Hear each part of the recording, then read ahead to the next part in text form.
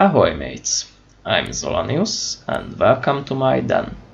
Today we are taking a look at Dominions 5, developed by the indie Illwinter studio.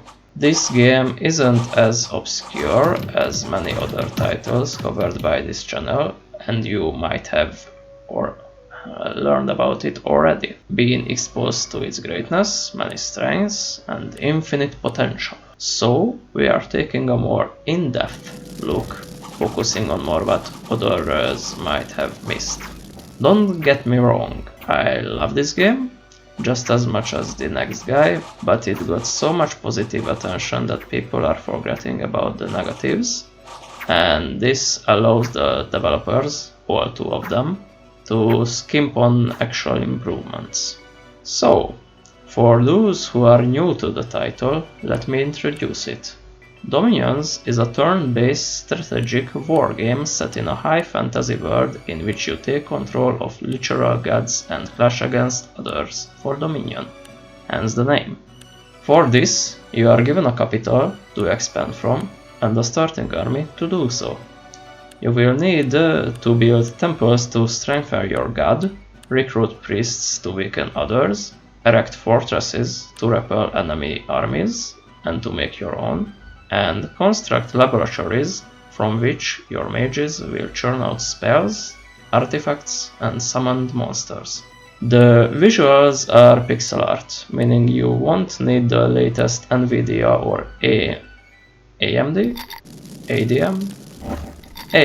cards to run it like most games these days. But it also means that you should play for it from a distance, lest your eyes bleed from the pixel's edge. The gameplay is easy. You select leaders to which you attach your units to, and test them with different actions, of which movement, attack are the most prevalent, besides waiting, of course. You also have a research screen in which you can choose what pass of magic the contributing mages should upgrade, unlocking a new battlefield and global spells or the ability to construct stronger artifacts. The battles are tricky though, since you don't actually control your units. You can give them orders before ending your turn, like forming up in lines or shooting specific targets, casting certain spells, etc. The strengths of this game are the following. Detail in everywhere. Your armies are made of individuals with their own stats that are so massive you won't be paying attention to most of them. There are also so many spells that listing just the general idea behind the various groups would take ages. There are thousands upon thousands of different units, dozens of factions all through the 3 ages, showing an adaptation to different circumstances that they had to face in their new environments. This game has a lot of everything. Second, self-tailored. When you start a new game, you can tailor your god, not just by buying one of the chassis, but by giving them extra magical powers or setting their dominions, temperature, magic receptibility, growth, or industriousness. After that, you can construct various magical items to equip and tailor both of your gods and the various leaders you recruit or summoned. With rituals and empowerment, you can shape the mages and the world around you to your liking, blotting out the sun, raising another one, summoning a ghastly vortex, siphoning the words of its virgins for their blood, or just make someone younger or to be guarded by a horde of imps during battles.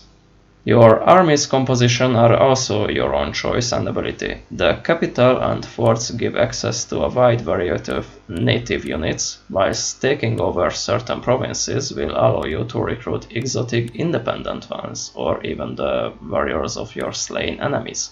Third, it's easy to run.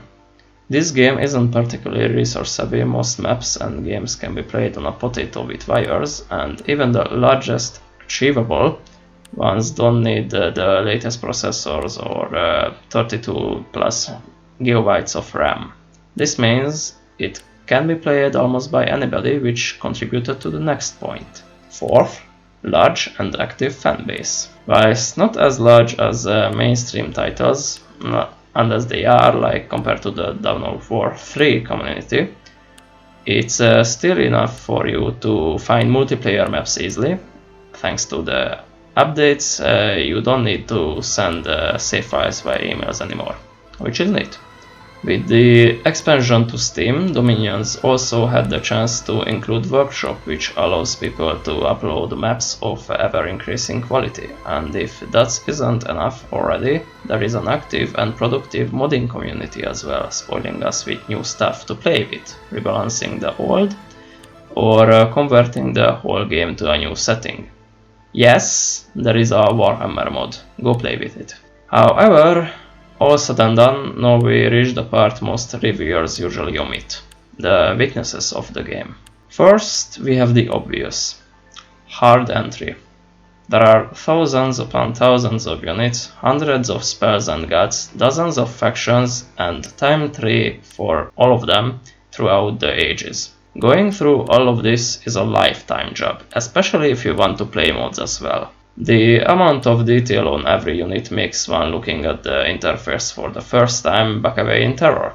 It's worse than most character sheets out of actual pen and paper RPGs. And unlike those, every detail here matters somehow. The UI is not better either, lacking a tutorial and relying on the long manual makes people just jump it and into the game not knowing a thing, and thus not utilizing the obnoxious key bindings that are crucial for automatization, and thus reducing the toll on the player.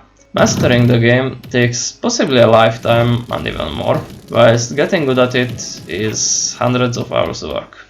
It needs time, dedication, and let's face it, skill that is usually possessed by Asian gamers. The second problem is the very details the game has, or to be precise, the lack thereof.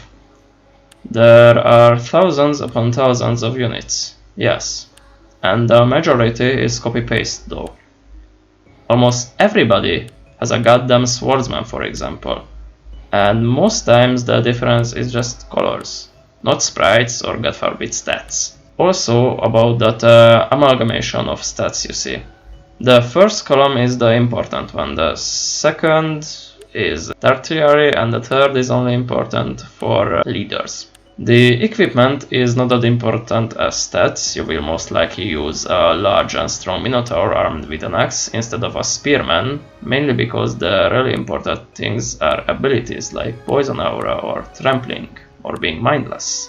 The hundreds of spells are also mostly fodder. There are just things that are objectively better than the others, and you will use solely them if you are in a competitive environment like multiplayer. It's so bad that most times you can expect what your enemy will throw at you based on their faction, like how Abyssia spams devils or Hinnom sends Anakites. To be honest, most stats, spells and nation could go into the trash in favor of fleshing out the rest to create a more complex and thus interesting experience via the difference of play styles being brought out instead of relying on gimmicks. But no, we get the Hoplite Giants to face the Jewish Giants, or Seagos to answer the lack of Sea Nations, because just adding more stuff will appease the diehard fans, who will in turn just outshout everyone else.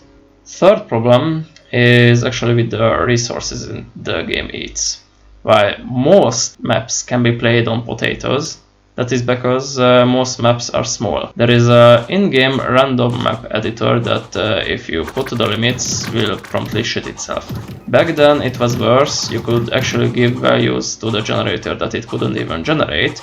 I think it was the pixel size that was since reduced to 7500. But there is also the problem that if you want to play the game on a large map, one that involves all possible nations for example, the AI will start to amass armies it can't really sustain, which isn't the biggest problem since if those 20k plus doom stacks hit you, the game just crashes. too much shit to compute since all those 20,000 units have their own horrendous character sheets with all the dynamic stats and traits, and doing some randomized actions on the battlefield and getting affected by global spells and area of effects. Yeah, in that case your processor is probably just going to give up. This is extremely sad in my opinion, since even though you are supposed to be this grand deity fighting over a whole world and doing insane shit like stealing the sun, yet the armies you muster are usually not more than a few hundred blokes, most of them fodder, and your battlefield spells usually end up just spamming reinvigoration and fire aura. Or maybe making a magical alter rally of everybody summoning lightning strikes. That usually works, actually. You're basically promised grand deeds, yet your achievements are just pitiful victories in what one would hardly call skirmishes. Just takes away the magic of the setting, in my opinion. And lastly, the fourth problem I have with the game is its price, obviously. It costs almost 40 euros. If it would be the first game of the title, I'd say it's alright, since strategy games, and good ones especially, are very few and far between. But this is the fifth iteration, with almost all units, spells, gods, heroes, etc. being brought over along with visual assets they can save. Yes, they are basically just two guys making the game, and yes, good strategy games are hard to find. However, we are not employing their work, since we, don't pay for their work. We are paying for the product, and they don't have a monopoly on the genre either. Again, they are making products and have a competition. Players pay for the products they make, and they can and probably will choose something else if they are being this greedy. The developers, I mean. They could also just start employing people for their goddamn studio that has been around for 20 odd years. Or better, utilize what the goddamn modders do for them, like rebalancing their messed up weapons stats, or bringing more potential playstyles into the game. But no, they just release the game every 4 or so years, rake in the cash and put more shit in to keep the diehard fans screaming. In conclusion, Dominions 5 is a very good strategy game with a lot of potential at support that is sadly wasted on, I'm gonna say it, developers who are incompetent in management and business. It's really enjoyable once you get the hang of it, but unless you go full multiplayer, it will start feel bland after going through your options. To be honest, it feels more like an amalgamation of myth and fantasy elements serving as a benchmark for something bigger. But given it has been in the market since the early 2000s, I believe we stick with it forever. So, this is all the bashing I can serve. Again, the game is good, but it has such a wasted potential that it can make one feel disappointed after a couple dozen hours, when the initial hype wears off. I recommend buying it on at least a 50% off sale, and to people who really like strategy games and can spend weeks on learning it. And don't forget to get those rebalancing and enhancing mods as well. They are kinda crucial nowadays. Thank you for watching. I was Zolanius, and I'm looking forward to seeing you back in my den. Take care!